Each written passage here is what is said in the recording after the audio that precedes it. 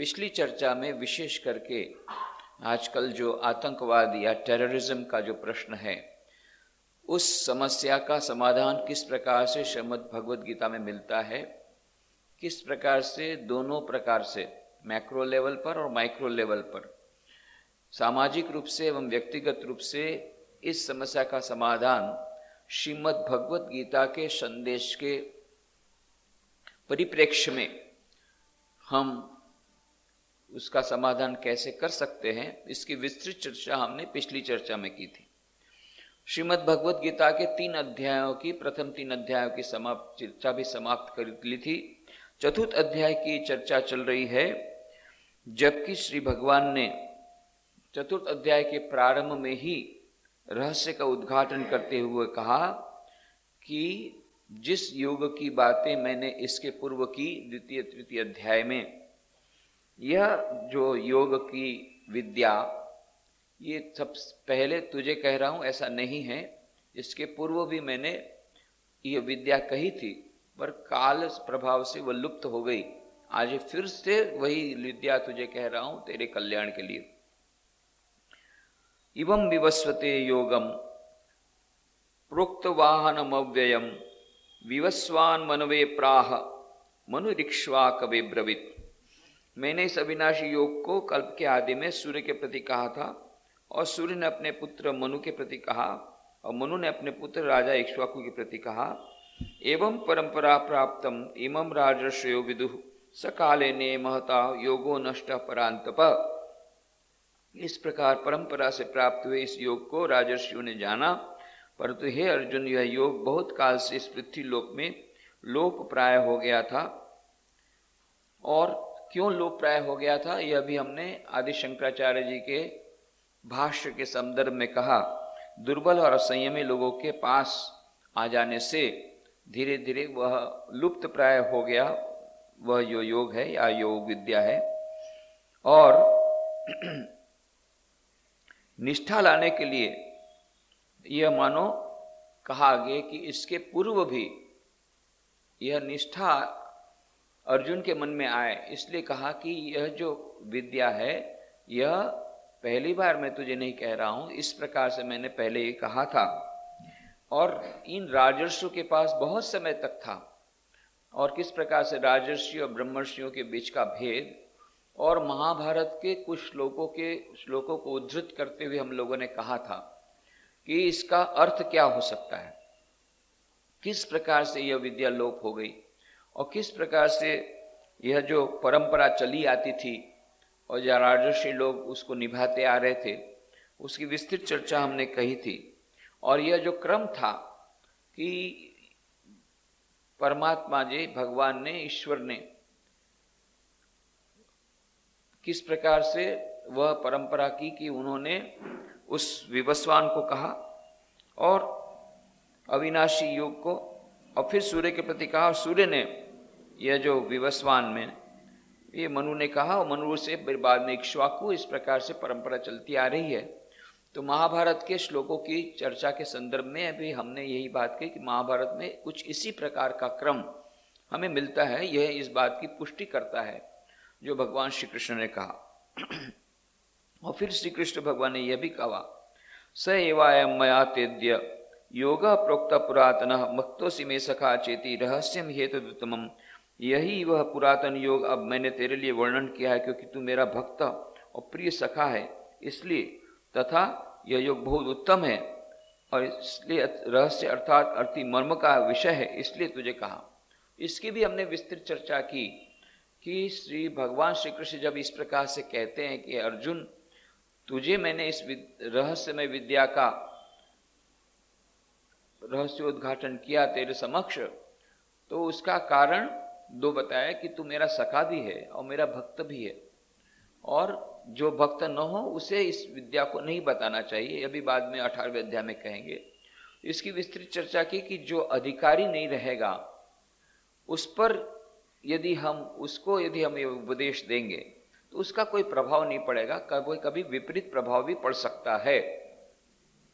जैसे खीर टेढ़ी है, वो खीर टेढ़ी है तो बगुला टेढ़ा है, तो किस प्रकार से खीर टेढ़ी है, यह मानो एक केवल ज्ञान का अभाव नहीं, विपरीत ज्ञान यदि आ सकता है, यदि अधिकारी न हो सुनने वाला, तो श्रद्धा संपन्न न हो तो उसकी उल्टी असर हो सकती है, विपरीत असर हो सकती है। इसलिए श्री कृष्ण भगवान ने कहा था जो श्रद्धावान है उसी को ही इस गीता के ज्ञान का तू बखान करना, उसका उपदेश करना। यह भी मानो 18वें अध्याय में बाद में जो कहा था उसकी भी पुष्टि हमने की। यहां भी मानो उसी को संदर्भ, उसी को सूत्राकार के रूप में बताया कि जो मेरा भक्त है, तू मेरा भक्त है और तू मेरा सखा है और तू मेरा इस प्रकार से परम प्रिय सखा है, इसलिए मैं तुझे इस प्रकार से रहस्य बता रहा हूं, इस योग विद्या को पुनः जो लुप्त प्राय हो गई थी। अर्जुन चकरा जाता है, ये कैसी बातें कर रहे हैं कि अभी बोलते हैं कि मैंने उसको विवस्वान को कहा था, सूर्य के प्रति कहा था, सूर्य कितने हजारों साल पहले उसका जन्म हुआ और ये तो अभी कंस के कारागार में अभी अभी जन्म लिए कुछ वर्ष पूर्व, ये क्या बात है। तो अर्जुन उवाच अपरम भवतो जन्म परम जन्म विवस्वतः कथमेतद्विजानीयाम तमादो प्रोक्तवानिति। आपका जन्म तो आधुनिक अर्थात अब हुआ है और सूर्य का जन्म बहुत पुराना है, इस योग को कल्प के आदि में आपने कहा था, ये मैं कैसे जानूं, ये कैसे विश्वास कर सकता हूं, आपके कहने से मैं विश्वास कर लूंगा। ये क्या अनाप शनाप आप बात कर रहे हैं। अर्जुन को समझ में नहीं आ रहा है। हजारों साल पहले कल्प के प्रारंभ में कहते हैं कि मैंने तुझे कहा था, मैंने विवस्वान को कहा था और अभी जन्म हुआ, ये कैसे हो सकता है। तब श्री भगवान, इसके पहले भी उन्होंने 2-3 बार तो हिंट दी थी, पर वो अर्जुन तो उस समय व्यथित चित्त था, और जो व्यथित चित्त रहते हैं हमें ये जान लेना चाहिए, यदि काउंसलिंग के लिए कोई आता है, एक बार कुछ कहने से नहीं होता है, बार बार बात को बोलना पड़ता है, क्योंकि उस पर पूरी असर नहीं होती है, वो पूरा सुन नहीं सकता है, डिस्टर्ब माइंड में रहता है। तो श्री कृष्ण भगवान समझ गया कि अर्जुन डिस्टर्ब माइंड में था, वह उसका मन संयत नहीं था, उसका मन एकाग्र नहीं था, बार बार उस बात को दोहराना पड़ेगा। अब देखा कि ये इनडायरेक्ट हिंट देने से नहीं चलेगा, इसलिए अब अर्जुन को श्री कृष्ण भगवान अपना स्वरूप प्रकट करते हैं। श्री भगवान वाच बहुनी में व्यतीतानि जन्मानि तव चार्जुन तान्यहम वेद सर्वाणि नत्तम वेद परंतप। अर्जुन, हे अर्जुन, मेरे च और तव तेरे बहुनी जन्मानि बहुत से जन्म व्यतीतानि हो चुके हैं, परंतप हे परंतप, तानि उन सर्वाणि सबको त्वम न वेत्थ तू नहीं जानता है, अहम वेद पर मैं जानता हूं। यही तो तेरे और मेरे में भेद है, तेरे बीच में बस तेरे मेरे बीच भेद यही, तू मैं नर हूं तू नारायण है। यहां श्री कृष्ण भगवान के तेरे मेरे बीच में भेद यही कि तू नर है मैं नारायण हूं, और तो कि तू नर है इसलिए तू नहीं जान सकता है, तू नर है इसलिए तू नहीं जान सकता है, तेरे कितने कितने जन्म हो तुझे याद नहीं है, और मुझे सब याद है। तो अर्जुन सोचता है कि अच्छा ये क्या जाति स्मर है क्या।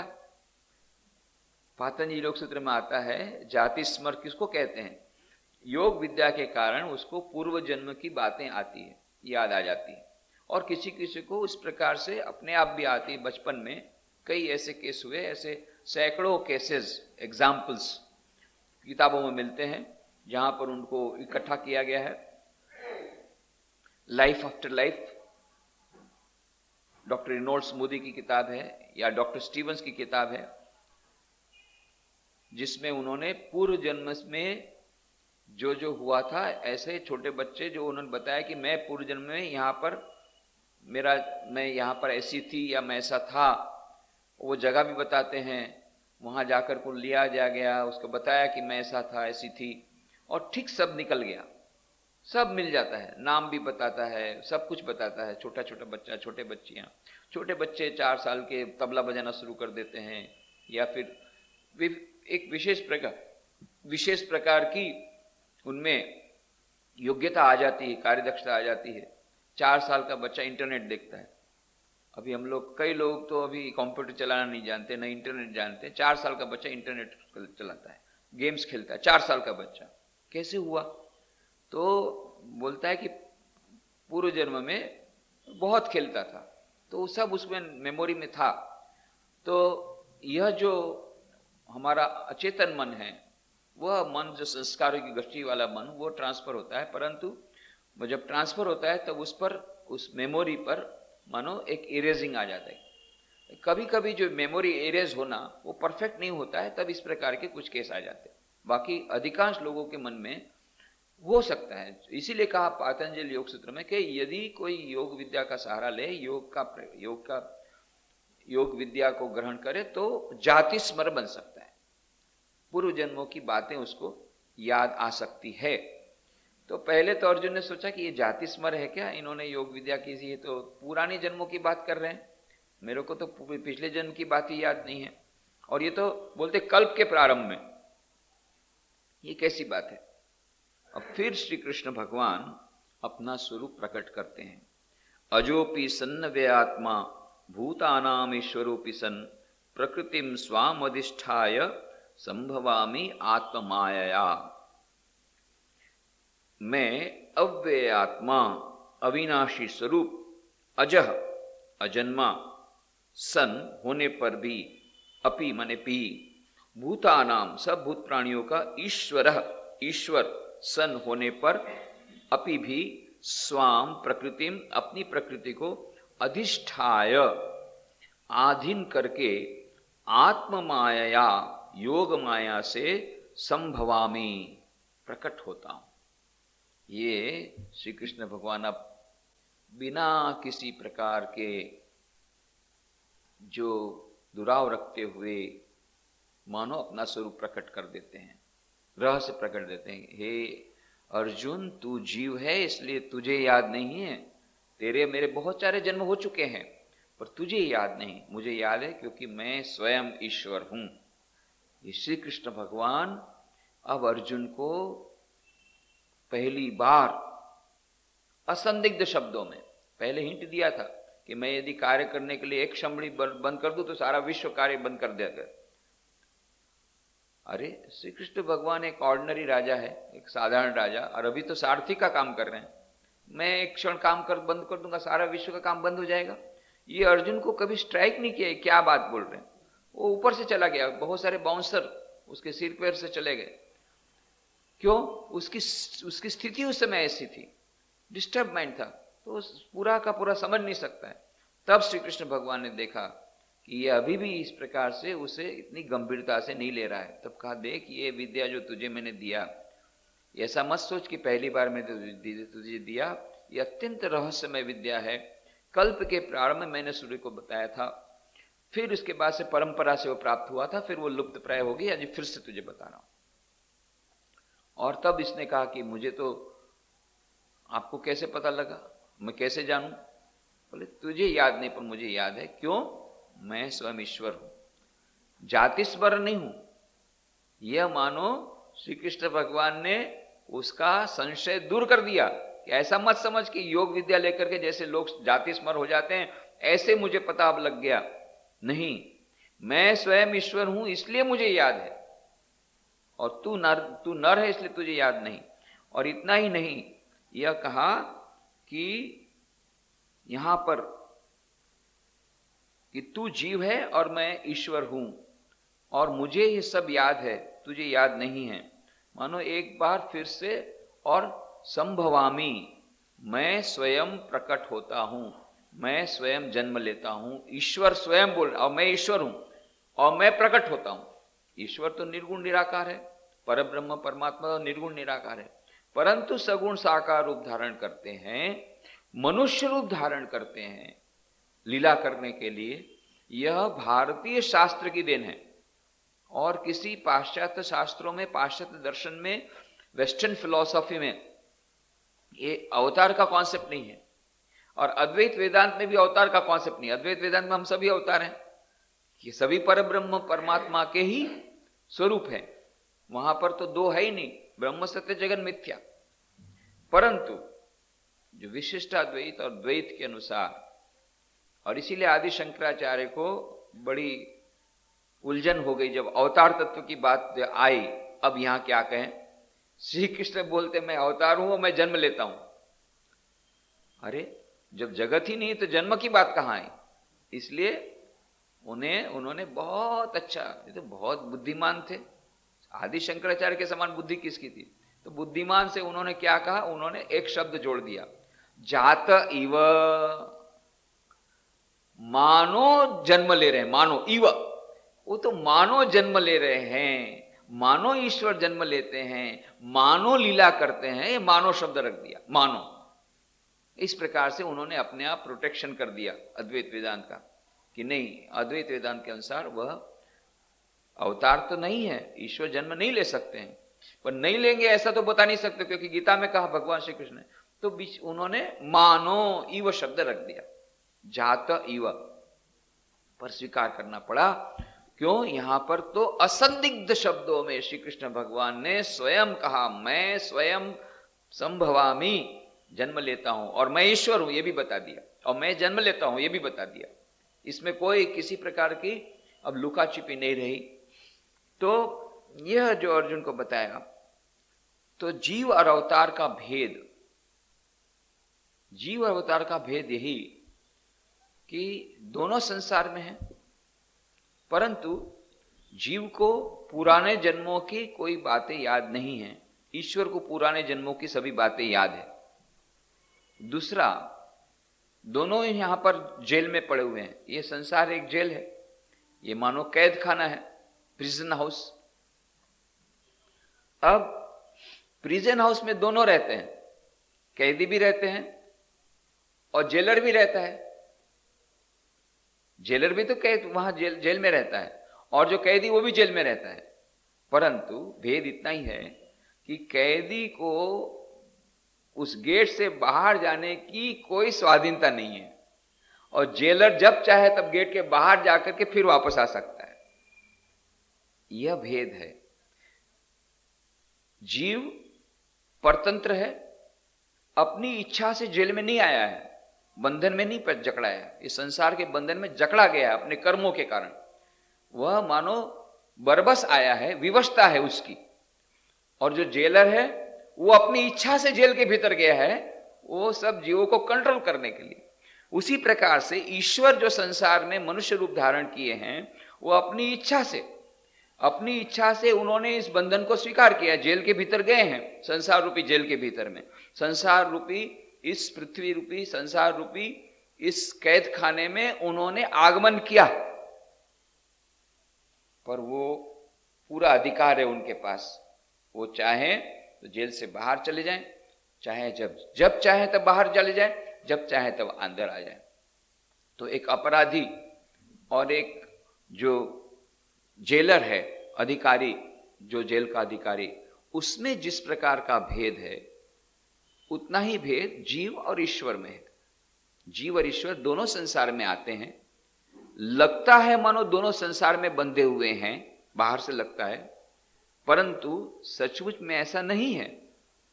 बाहर से भले लगता हो कि जेलर भी तो जेल के अंदर है, परंतु सचमुच बात यही है कि संसार में जीव भी है, ईश्वर भी है, पर जीव अपनी परवस्था के कारण जेल में है, और ईश्वर स्वेच्छा से जेल में आया है इन जीवों की रक्षा के लिए, इन जीवों पर नियंत्रण करने के लिए। इतना भेद। और यह जो अवतार तत्व कुछ दार्शनिकों ने, पाश्चात्य दार्शनिकों ने उनको ये बड़ा अचरज लगा जब इस प्रकार की फिलॉसफी, अवतार तत्व की बात जब आई। ईश्वर अपने संदेशवाहक को भेज सकते हैं, दे कैन सेंड मैसेंजर्स। ईश्वर अपना संदेशवाहक भेज सकता है, मैसेंजर भेज सकता है, ये बात तो हमको समझ में आती है। ईश्वर स्वयं मनुष्य बने, ये इनकी बात समझ में नहीं आती।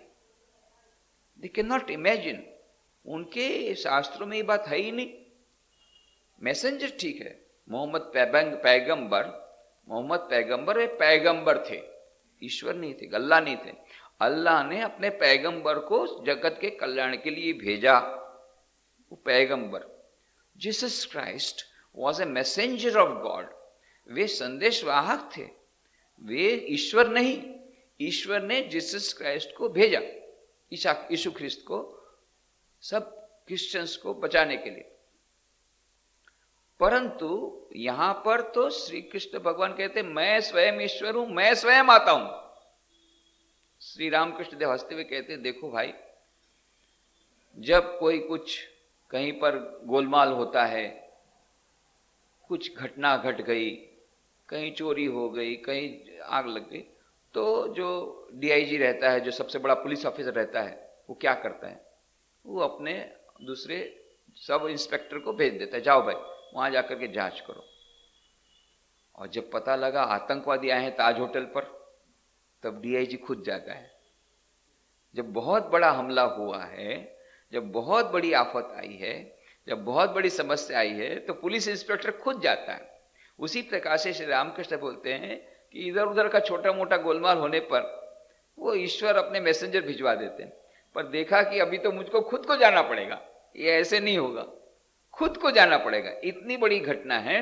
तो श्री रामकृष्ण कहते हैं ईश्वर स्वयं वो ड्रेस बदल करके वे स्वयं अवतार ग्रहण करते हैं। ये एक विशिष्ट दर्शन है हिंदू शास्त्र का, जो दूसरे शास्त्र, परंतु कुछ दार्शनिकों ने उसको माना। जैसे जर्मन फिलोसोफर थे एखार्ट, उनको ये अवतार तत्व बहुत अच्छा लगा। तो एखार्ट ने कहा God becomes man so that man can become God, God becomes man so that man can become God. भगवान मनुष्य बनते हैं ताकि मनुष्य भगवान बन सके, इसलिए भगवान मनुष्य बनते हैं। मनुष्यों को वह आध्यात्मिक ज्ञान प्रदान करने के लिए आते हैं, स्वयं आचरण करके दिखाते हैं किस प्रकार से साधना करनी चाहिए, और इस प्रकार से मनुष्य को फिर से पुनः उनकी दिव्यता को प्राप्ति करा करके फिर से ईश्वरत्व को ले जाते हैं। So man becomes God in order that man can become God. यह एखार्ट ने बहुत सुंदर रूप से कहा। तो यह जीव, तो जीव और ईश्वर का यह भेद, जीव यह कानून तोड़ नहीं सकता, उसको जिस प्रकार से कानून बताया गया उसके अनुसार जेल में काम करना पड़ेगा। ईश्वर कानून तोड़ सकता है, ईश्वर तो जिसने कानून बनाया वो कानून तोड़ भी सकता है। श्री रामकृष्ण देव के साथ मथुरनाथ विश्वास की बातें हो रही थी। रानी रासमणी के दामाद थे मथुरनाथ विश्वास।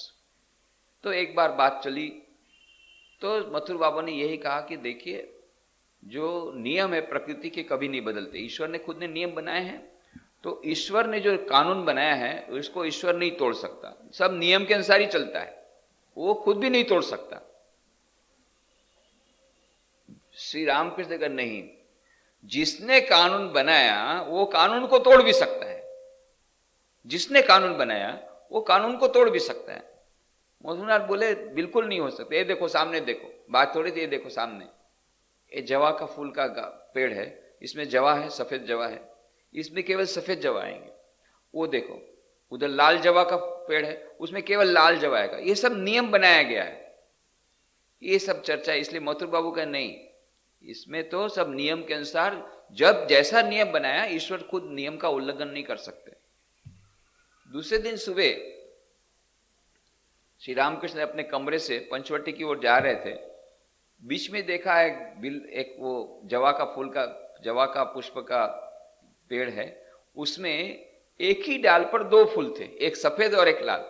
तुरंत मथुर बाबू बोले देखो देखो मथुर, देखो देखो देखो, तुम बोल रहे तो एक ही कानून नहीं तोड़ सकता, ये देखो एक ही डाल पर लाल और सफेद दोनों जवा है। मथुर बाबू आश्चर्य कहते बाबा अब आपसे के साथ मैं वाद विवाद नहीं करूंगा, तो दूसरे ही दिन हरा दिया। कभी बोले मैंने जिंदगी में कभी नहीं देखा कि सफेद जवा लाल जवा का फूल एक ही डाल पर, एक पेड़ पर, एक ही डाल पर, ये कैसे हो सकता है? बोले यहाँ भगवान असंभव को संभव कर दिया है। अघटन घटन पटी सीमा है, जो अघटन होता है उसको भी घटन कर सकती है, यही माया है। और इस माया के धीश है, अधीश्वर है ईश्वर, तो ईश्वर कर सकते हैं, जो नियम है उसको तोड़ सकते हैं। और ये जो ईश्वर हैं, ये ईश्वर, इनको इस माया का संस्पर्श नहीं होता है। वे संभवामी आत्म माया, मेरी माया को अधिष्ठान करके मैं आता हूं, ईश्वर बोलते हैं। वो माया के अधीन नहीं है, वो मायाधीश है। हम लोग सभी मायाधीन हैं और वे हैं मायाधीश, इतना ही अंतर है। तो मायाधीश होने के कारण क्या होता है, तो मायाधीश हैं तो उनको ये माया क्या स्पर्श नहीं करती, नहीं करती। ये कैसे हो सकता है? तो श्री रामकृष्ण बहुत अच्छा उदाहरण देते हैं। देखो सांप जो है ना, उसके भीतर में विष है। जब सांप किसी को काटता है, जिसको भी काटता है उसको विष व्याप्त करता है, मर जाता है। पर सांप के मुंह में विष है, वो खुद जब कुछ खाता है तो वो विष उसको असर नहीं करता है। क्यों? वो खुद उसका खुद का विष है। तो इसी प्रकार से ये जो माया है वो ईश्वर की बनाई हुई माया है, इसलिए ईश्वर पर उसकी कोई असर नहीं होती।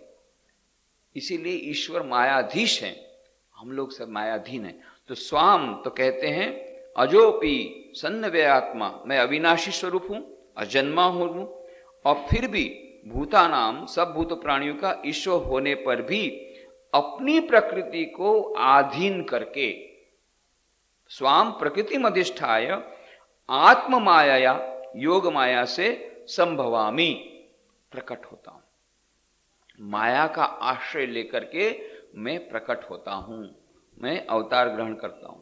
तो ये जीव और ईश्वर के जो भेद हैं ये हमें जानना आवश्यक है। तो शास्त्रों में कहे गए अवतार के 4 लक्षण बताए गए हैं।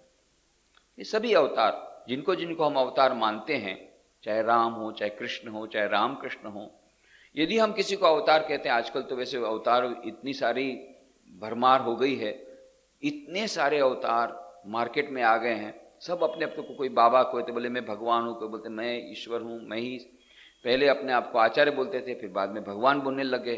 कोई कोई अपने को अवतार बताते हैं, सब भगवान, अभी डायरेक्ट भगवान बनते, बोले ये आचार्य वगैरह नहीं, हाईएस्ट CEO बन जाओ सीधा, तो उसमें जरा ज्यादा पैसा मिलता है। तो ये कमर्शलाइजेशन ऐसा हो गया कि आजकल अवतारों की भरमार है, इतने फ्लड हो गए, मार्केट पूरा फ्लड हो गया अवतारों से। तो अवतारों की कोई पहचान है क्या? हाउ टू नो ये जेन्युइन अवतार है या डुप्लीकेट माल है? तो डुप्लीकेट माल और ओरिजिनल माल, ये इसका कुछ टेस्टिंग होना चाहिए। तो इसलिए वो टेस्ट बताए हमारे शास्त्रों में, 4 टेस्ट बताए जो अवतार रहते हैं। तो सबसे पहला होता है कि उनका जो अवतार जो है उनका जन्म मैथुनी नहीं होता। साधारण व्यक्ति का जो जन्म होता है माता पिता के संसर्ग से होता है, और जितने अवतार हैं आपने देखा होगा कि उसमें माता पिता के संसर्ग के बिना जन्म होता है। यह अद्भुत बात। राम का जन्म वह यज्ञ से प्रकट हुए, रामचंद्र जी, उस ऋषि ने उन्होंने वरदान दिया और उस कुंभ में से प्रकट हुए, यज्ञ में से। श्री कृष्ण भगवान कारागार में से प्रकट हुए। श्री रामकृष्ण देव अद्भुत गए थे, खुदीराम गया धाम, वो तो यहां थे भी नहीं, कामारपुकुर में, और जब वापस आते हैं गया धाम, तो वहां गया धाम जाते हैं, वहां पर उन्हें स्वप्न में विष्णु भगवान के दर्शन होते हैं, गदाधर विष्णु भगवान के। और गदाधर विष्णु भगवान हंसते हुए कहते हैं, खुदीराम मैं तेरी भक्ति से अत्यंत प्रसन्न हूं और मैं तेरे यहां जन्म लूंगा। और तुरंत खुदीराम हाथ जोड़कर कहते, प्रभु क्षमा करो, मेरे यहां मत आना। क्यों? मैं बहुत गरीब हूं, तो आपके लिए मक्खन मिश्री कहां से लाऊंगा? तो गदाधर विष्णु भगवान हंसते हुए कहते हैं, उसकी चिंता मत कर, जो रुखा सूखा तू मुझे देगा मैं चला लूंगा, पर मैं तेरे ही घर आऊंगा। अद्भुत बात। खुदीराम यहां पर गया धाम में है और राम वहां पर विष्णु भगवान बोलते मैं तेरे घर आऊंगा, जन्म लूंगा। ये कभी जन्म हो सकता है बिना पति पत्नी के संयोग के? कैसे संभव होगा? इधर चंद्रामणि देवी उनकी पत्नी कामारपुकुर नाम के गांव में है, और वो वहां जाती है, घर के सामने ही जोगियों का शिव मंदिर है, वहां शिव मंदिर में शिव जी की पूजा कर रही है। अचानक देखा कि शिव जी के मंदिर में से, उस महादेव जी के शिवलिंग में से, और वो बेहोश होकर के गिर गई, अति चेतन अवस्था में चली गई, अचेतन अवस्था में चली गई। अद्भुत बात। और बाद में उसने कहा कि वो जो ज्योति का गोला, प्रकाश का गोला मेरे पेट में घुस गया है, अब मेरा पेट भारी है, लगता है कि मुझे संतान होगी। और ये बात जब सब बताए कि अरे बुढ़िया का सठिया गई, पूरी सठिया गई, 60 साल में सठिया जाते बोलते हैं, 60 साल की उम्र किसी की होते हैं ना तो उसको बोलते हैं अभी सठिया गया या सठिया गई, बुढ़िया सठिया गई। बोले उसकी भी उनकी उम्र उस समय 60 साल की थी। बोले बुढ़िया सठिया गई, पूरी सठिया गई। 60 साल की उम्र में पागल हो जाते हैं लोग, आधे पागल हो जाते, ये पूरी पागल हो गए। अरे ये पेट का गोला है और बोले संतान होगा और मुझे प्रसव होगा, ये कैसी बात कर रही है? बोले किसी को बोलना मत, नहीं तो पागल खाने में डाल देंगे। बेचारी किसको बोलती, किसी को बोलने जा रही है तो सब हंस देते हैं बुढ़िया सठिया गई है, क्या करें। जब खुदीराम आए तब उनको वो रोते हुए बताया कि ये लोग तो मुझे पागल समझते हैं पर सचमुच में मुझे लगता है कि मेरा पेट भारी है। तब खुदीराम ने कहा मुझे स्वप्न में ईश्वर ने दर्शन दिया, कहा कि मैं तेरे घर आऊंगा। मैं सोचता था कि मेरा दर्शन शायद गलत हुआ सिद्ध, अब मुझे लगा कि नहीं, तेरी बातों से और तुझे इतने देरी देता दर्शन भी देते हैं, सचमुच में श्रद्धा रख, ईश्वर हमारे यहाँ अवश्य आएंगे, पधारेंगे, उनकी तैयारी करो, और अधिक भक्ति करो, और अधिक भगवान की पूजा करो, और अधिक पवित्र जीवन जियो। ये पवित्र जीवन जीने के बावजूद भी संतान की उत्पत्ति हुई, वे मानो दिव्य रूप से प्रकट हुए। और उस प्रकट होना भी किसी प्रकार से, कैसे वो एक निकलते हैं तो छोटे से शिशु, पर मानो 6 महीने का शिशु, इतना हृष्ट पुष्ट, और जा करके सीधा वहां पर उनका तो उस समय के जमाने में बंगाल में ऐसी प्रथा थी, कई जगह पर ऐसी प्रथा गांव में रहती है कि घर में प्रसव नहीं करने देते हैं, घर के बाहर। तो वहां पर हम लोग तो यहाँ जो चावल खाते हैं, इस प्रकार का चावल बंगाल में नहीं खाते हैं। वो लोग चावल को उबाल के खाते हैं। हम लोग जो चावल को झाड़ देते हैं धान में से, चावल को धान में से अलग करके चावल को हम लोग खाते हैं। उन लोग का जो चावल होता है ऐसा नहीं होता, धान को उबालते हैं, उबाल करके चावल को अलग करते हैं, उबाला हुआ चावल बोलते हैं। हमारा वो उबाला हुआ चावल नहीं है। तो वो उबाला हुआ चावल बंगाल में खाते हैं। तो वहां पर जो चावल उबालने के लिए प्रत्येक घर के बाहर में एक छोटा सा जगह रहती है, उसमें एक चूल्हा रहता है, उस चूल्हे में लोग उबालते हैं। तो वो जो चूल्हा था, उस चूल्हे के पास चंद्रमणि देवी को लिटाया गया था रात को, और रात को इस प्रकार प्रसव वेदना हुई और वो बच्चा निकला, अत्यंत हृष्टपुष्ट सुंदर बच्चा।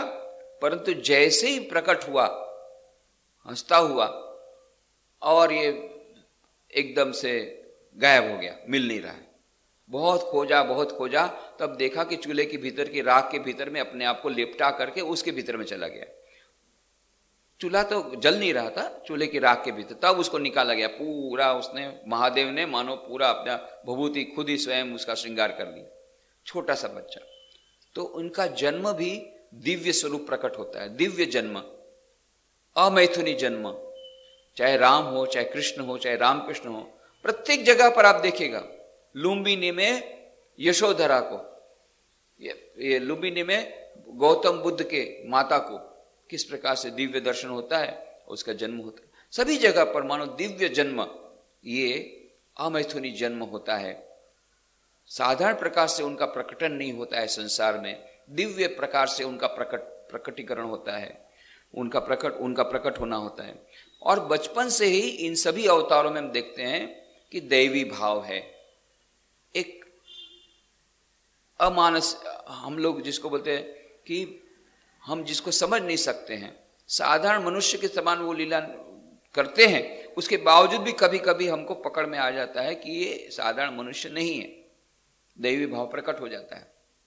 कृष्ण गोपाल एकदम साधारण बालक के समान लीला कर रहे हैं, मक्खन चोरी करके खा रहे हैं, घुल मिल रहे हैं, खेल धुल कर रहे हैं, और उसी खेल में कालिय नाग का दमन भी कर देते हैं, कितने राक्षसों का वध भी कर देते हैं खेल में। इधर तो मन लग रहा है कि बाल गोपाल, और उधर तो राक्षसों का वध करते हैं। तो ये बचपन से ही में अत्यंत आध्यात्मिक शक्ति संपन्न वे रहते हैं, आध्यात्मिक शक्ति संपन्न, और दैवी गुण उनको बचपन में ही खिल जाते हैं। चाहे राम हो, ताड़का वध कर दिया राम ने उतनी छोटी उम्र में, तो राम हो, चाहे कृष्ण हो, चाहे रामकृष्ण हो, बुद्ध हो, ये सभी बचपन में ही उनमें एक असाधारण कुछ गुण प्रकट होते हैं, और आध्यात्मिकता में बढ़े चढ़े होते हैं। श्री रामकृष्ण उदाहरण देते हैं, देखो एक छोटी नाव, उसमें यदि 2 या 3 आदमी से या 4 आदमी 10 आदमी के बाद ज्यादा आदमी बैठे तो नाव डूब जाती है। पर बड़ा जहाज ओहो 100 200 500 लोगों को एक साथ पार करा देता है, उसको डूबने की कोई डर नहीं है।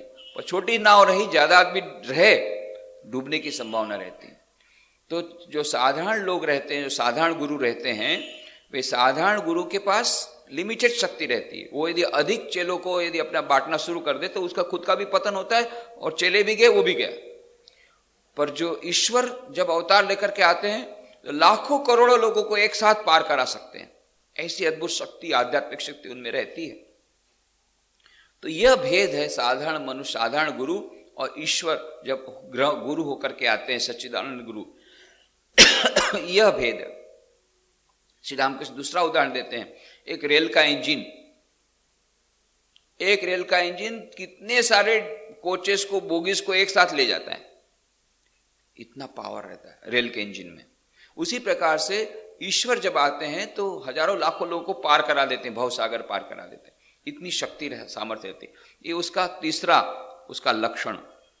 और चौथा लक्षण है, अवतार पुरुष में अद्भुत आकर्षण शक्ति रहती है, अपूर्व आकर्षण शक्ति।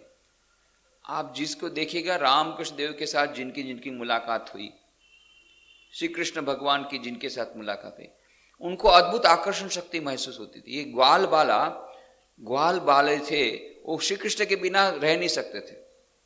हमारा कन्हैया कहाँ है, कन्हैया कहाँ है, कन्हैया। गोपियां जहां कन्हैया गायब हो गया तो रोती हैं, विलखती हैं विरह वेदना से, कन्हैया तुम कहाँ चले गए। अरे वृक्ष को पूछती है, हे वृक्ष, हे तमाल, हे लता, तुम मुझे बताओ हमारे कन्हैया कहाँ चले गए, अब उनके बिना हम नहीं रह सकती। तो अद्भुत आकर्षण शक्ति, रामचंद्र जी में वही अद्भुत शक्ति थी, आकर्षण शक्ति। जो भी देखता था उनके प्रति खिंचाव होता था। कृष्ण का भी वैसा ही, रामकृष्ण का भी उसी प्रकार से अद्भुत आकर्षण शक्ति। जिन्होंने रामकृष्ण को देखा था, उन्होंने जब संस्मरण लिखे श्री रामकृष्ण के बारे में या उनको पूछा गया तो उन्होंने कहा कि अद्भुत आकर्षण शक्ति, एक मैग्नेटिक पावर जैसा रहता है ना, खींचते थे अपनी ओर। ये अवतार पुरुष की रह नहीं सकते थे। स्वामी विवेकानंद इतने बड़े बुद्धिमान लड़के, वो रामकृष्ण देव को समझते थे आधा पागल है, बूढ़ा ब्राह्मण, कहाँ मैं पुजारी की इसमें फंस गया, ऐसा समझने वाले भी नरेंद्र नाथ। ऐसी एक बार आकर्षण शक्ति महसूस हुई कि किताब विताब सब फेंक करके निकले अपने सिमुलतला के मकान से, तो भगते हुए दौड़ते हुए, चप्पल कहाँ छूट गए कुछ होश नहीं है, बीच में कितने सारे घास पुआल आए, सब घास पुआल से भर्ती हो गया ड्रेस, जा करके सीधा दक्षिणेश्वर जा करके रामकृष्ण के पास जाकर के चरण में गिर गए, दौड़ करके गए। कहां सिमुलतला और कहां दक्षिणेश्वर। सोचिए कैसी अद्भुत आकर्षण शक्ति होगी। कितने लोगों को, कितनी माताओं को, कितनी बहनों को, कितने भाइयों को, और उसमें सभी प्रकार के, चाहे गरीब हो, मेहतर हो, छोटा आदमी हो, उच्च वर्ण का हो, निम्न वर्ण का हो, सभी प्रकार के लोग, जो भी रामकृष्ण के संपर्क में आया, फिर वो उस आकर्षण शक्ति से, मैग्नेटिक पावर, उसके संकज में आ जाते थे, उनको आना पड़ता था। तो ये 4 लक्षण हैं। 4 लक्षण यदि हमें किसी में दिखाई दें पूर्णतः से, तब हम मानेंगे कि हाँ ये सच्चे अवतार है। तो ये अवतार श्री राम श्री कृष्ण भगवान स्वयं अपने इस स्वरूप को प्रकट करते हैं। बोले मैं ही आत्म माया, अपनी माया से मैं प्रकट होता हूं। इस प्रकार से श्री कृष्ण भगवान स्वयं अब अर्जुन को मानो उस योग विद्या के रहस्य को जो बताया था, उसका महत्व भी समझ नहीं पा रहा है अर्जुन। इसलिए अब अपने रहस्य को प्रकट करते हैं कि ऐसा मत समझ कि मैं साधारण व्यक्ति हूं जो मैं तुझे योग विद्या सिखा रहा हूं। मैं स्वयं ईश्वर हूं, ये पूरी प्रकृति मेरे अंडर में है। मैं अपने, अब तुमको लग रहा है ऐसा मैं मनुष्य के समान व्यवहार कर रहा हूं, इसलिए मत समझ कि मैं साधारण मनुष्य हूं। साधारण मनुष्य के समान मैं अभी एक्टिंग कर रहा हूं, ये लीला कर रहा हूं, इसलिए ऐसा मत समझ कि मैं साधारण व्यक्ति हूं। आत्म माया, मैं अपनी माया को वश में करके, अपनी माया का सहारा लेकर के प्रकृतिम स्वाम अधिष्ठाय, मैं प्रकट हुआ हूं। तो प्रश्न होता है, दो बार भगवान दो बार ये शब्द क्यों रखते हैं कि प्रकृतिम स्वाम अधिष्ठाय और आत्म माया? अपनी प्रकृति और माया तो एक ही बात है। प्रकृति को वशीभूत करके मैं आता हूं, प्रकट होता हूं, और आत्म माया, माया का सहारा लेकर के प्रकट होता हूं। ये दो बार क्यों कहा? तो दो बार कहने का मतलब है प्रकृति को वशीभूत करते हुए, प्रकृति को सहारा बनाते हुए मैं प्रकट तो होता हूं, उसके लिए भी साधना करनी पड़ती है। जैसे जीव को ईश्वर बनने के लिए साधना करनी पड़ती है, ईश्वर को जीव बनने के लिए साधना करनी पड़ती है, प्रकृति का सहारा लेना पड़ता है। और उसके बाद में कहते हैं आत्म माया, तो फिर से कहा कि माया का मैं सहारा लेता हूं। कहने का मतलब यह है, मैं प्रकट तो होता हूं फिर भी प्रकट नहीं होता हूं। कैसे? लीला करता हूं, मैं मनुष्य जन्म ग्रहण करता हूं, पर माया ऐसी खेलता हूं कि सब लोग कोई समझ नहीं पाता कि मैं मनुष्य हुआ हूं। वो लोग मुझे साधारण मनुष्य ही समझते हैं। और ये इसलिए करना पड़ता है। तो लोग कहेंगे भाई ऐसा क्यों करते हैं? बोले राजा जब जाता है देखने के लिए, सारे राज्य में जाता है, तो वेश परिवर्तन करके जाता है ताकि कोई समझ न पाए। और यदि समझ ही गए कि वो राजा है तो खेल जमेगा कैसे? तो खेल जमेगा नहीं, सभी लोग यदि समझ जाएं। इसीलिए राजा रामचंद्र जी जब गए वन में, कितने ऋषि मुनियों के साथ मुलाकात हुई। सभी ऋषि मुनि समझते थे राजा दशरथ के लड़के हैं राम। 12 ऋषि केवल ऐसे थे जो समझ सके थे ये ईश्वर साक्षात अवतार हैं, जिन्होंने अभी राम का रूप धारण किया, मनुष्य रूप धारण किया। केवल 12 ऋषि, और कोई समझ नहीं पाया।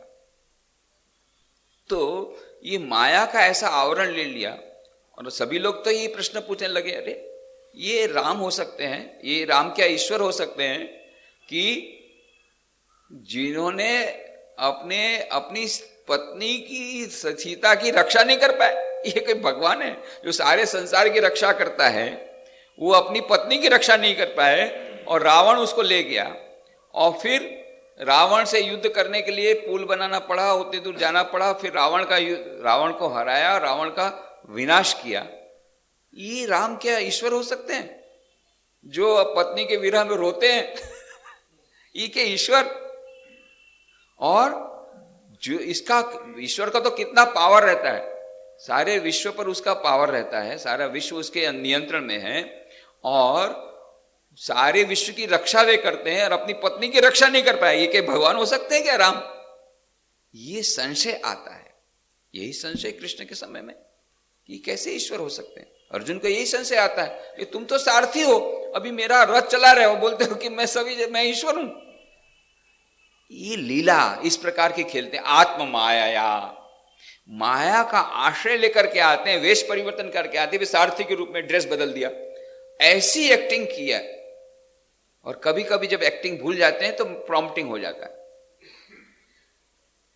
जब ये रामचंद्र बन के आए, जन्म लिया, तो उस प्रकार हंस रहे हैं, खेल रहे हैं। तब भक्तों ने कहा कि प्रभु ये तो ठीक ड्रामा जमा नहीं। क्यों?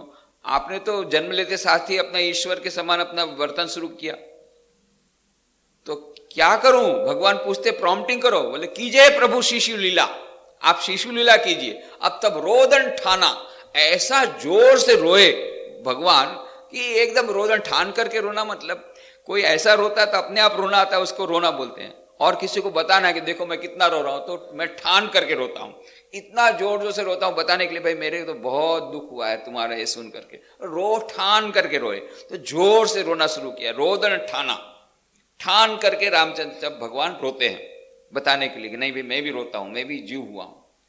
तो कभी कभी डायलॉग थोड़ा सा कोई भूल जाता है एक्टर, तो प्रॉम्प्टिंग हो जाता है।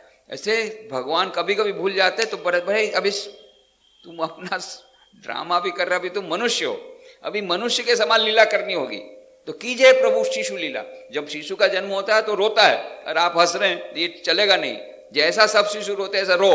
तो रोदन ठाना, खूब जोर से रोए, तो बोले हाँ अब लीला बराबर जमी। तो ये आत्म माया, प्रभु जब लीला करते हैं तो ये आत्म माया, माया में इस प्रकार से लोग लुप्त हो जाते हैं, समझ नहीं पाते कि ईश्वर हमारे समक्ष नरलीला कर रहे हैं। सभी अवतारों में हम इस प्रकार के देखते हैं। अब ये लीला जो करते हैं तो क्यों जन्म ग्रहण करते हैं, क्यों ये नरलीला करते हैं, क्यों इस प्रकार के एक्टिंग करने के लिए पृथ्वी पर आते हैं, उसका प्रश्न का उत्तर ये श्री कृष्ण भगवान देते हैं। यदा यदा हि धर्मस्य, बहुत ही फेमस वो श्लोक है, यदा यदा हि धर्मस्य ग्लानिर्भवति भारत अभ्युत्थानम् अधर्मस्य तदात्मानं सृजाम्यहम् परित्राणाय साधूनां विनाशाय च दुष्कृतां धर्म संस्थापनार्थाय संभवामि युगे युगे। यह मानो अवतार तत्व की अवतार तत्व का मूल श्लोक है। जब भी कोई कहते हैं अवतार तत्व के बारे में बातें करते हैं, इस श्लोक की आवृत्ति वे लोग अवश्य करेंगे। रामचरितमानस में भी इसी प्रकार का श्लोक, ठीक इसी प्रकार का श्लोक है, पर रामचरितमानस तो केवल 500 वर्ष पुराना, पर यह भगवत गीता 3000 साल पुरानी, कम से कम। तो उस समय भी यही विचार दिए गए कि सचमुच में क्यों ईश्वर स्वयं अवतार ग्रहण करते हैं, नर रूप धारण करते हैं, मनुष्य रूप धारण करते हैं, और मनुष्य रूप धारण करके क्या क्या करते हैं, क्यों आते हैं और क्या करते हैं, ये सब श्री कृष्ण भगवान स्वयं अपने मुख से बोलते हैं। तो इसकी विस्तृत चर्चा हम लोग बाद में करेंगे, आज यही समाप्त करें।